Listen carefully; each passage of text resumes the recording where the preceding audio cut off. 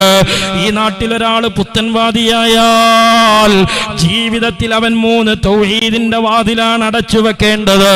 ആദ്യമായി അവൻ പറന്നു വീഴുമ്പോ അവന്റെ വലതു ചെവിയിൽ ബാങ്ക് കൊടുത്ത് അള്ള കൊണ്ട് തുടങ്ങി അള്ളയിൽ അവസാനിപ്പിക്കുന്ന ബാങ്ക് ഇഖാമത്ത് കൊടുത്ത് തൗഹീദിന്റെ വിശുദ്ധ വാചകം പഠിപ്പിച്ച ബാപ്പ, അതേ രാമന്തളി ശുഹദാക്കളുടെ ജാറത്തിൽ പോയ ആളാ, മൗലിദ് ഓതിയ ആളാണ്, ഇർതകബത്തു ചൊല്ലിയ ആളാണ്.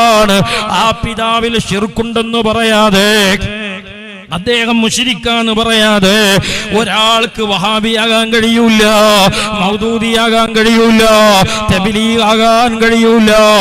രണ്ടാമത് അവൻ ഏത് വാതിലാ കൊട്ടിയടക്കേണ്ടത്? കുഞ്ഞിളം പ്രായമുള്ള സമയത്ത് ആട്ടുതൊട്ടിലിട്ട് പൊന്നുമ്മ അതാ തൊട്ടിലിന്റെ കയറും പിടിച്ച് ആ കുഞ്ഞിളം മനസ്സിലേക്ക് പാടിത്തന്ന കലിമയില്ലേ, ഹസ്ബി റബ്ബി ജല്ലല്ലാഹ് മാ ഫീ ഖൽബി غير الله على النبي صلى الله لا إله إلا الله.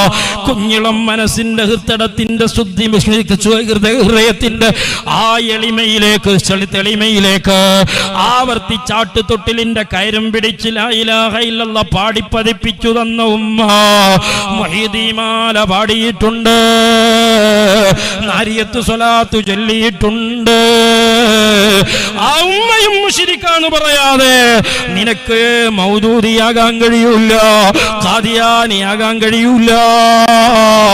പിന്നെയോ നിന്റെ കുഞ്ഞിളം പ്രായത്തില് നിന്നെ മദ്രസയിൽ ചേർക്കാനാവുമ്പോ നിന്റെ ജീവിതത്തിൽ ആദ്യമായി കയ്യിലേക്ക് സ്ലേറ്റും പെൻസിലും തന്നിട്ട് ആ ശരീരത്തിലെ നിന്റെ ശരീരത്തെ തന്റെ ശരീരത്തിലേക്ക് പിടിച്ചു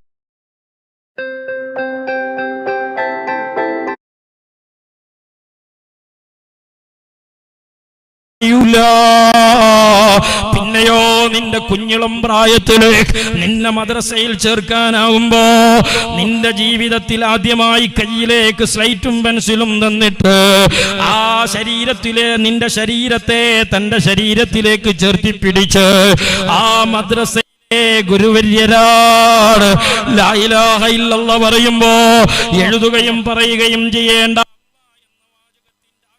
അലിഫ് നിന്നെ എഴുതി പഠിപ്പിച്ചത് ആ ഉസ്താദാണ്. കുതുബിയത്തിന് നേതൃത്വം കൊടുത്തത്, ഹദ്ദാദിന് നേതൃത്വം കൊടുത്തത്.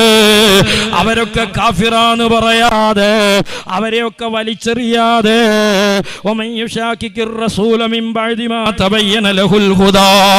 ആ ഹിദായത്തിന്റെ വെളിച്ചം നിന്നിലേക്ക് തന്ന ഈ ഘടകങ്ങളെ നീ